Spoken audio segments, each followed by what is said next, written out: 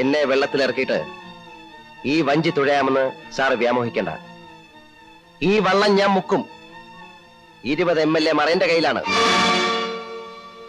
Sorry, 21 ഭരണകക്ഷി MLA Mar എന്റെ കയ്യിലാണ്.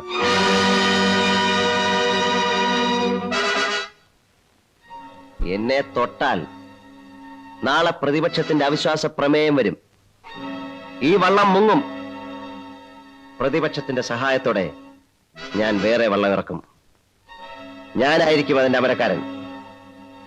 ഞാൻ മുഖ്യമന്ത്രിയായാൽ പിന്നെ നിങ്ങളുടെയൊക്കെ അന്ത്യമായിരിക്കും. എനിക്ക് മേല് കീഴ് നോക്കാനില്ല. നിങ്ങൾ കവലച്ചട്ടമ്പയാണെന്നല്ലേ പറഞ്ഞത്? ഞാൻ അതിനേക്കാൾ തല്ലിപ്പൊളിയാണ്. പങ്കായി എന്റെ കയ്യിലൊന്ന് കിട്ടട്ടെ. ഈ നാട് കണ്ടതിൽ വെച്ച് ഏറ്റവും അലവലാതി മുഖ്യമന്ത്രിയായിരിക്കും ഞാൻ. 10 ദിവസമേ ചിലപ്പോ എനിക്ക് ഭരിക്കാൻ കിട്ടൂ.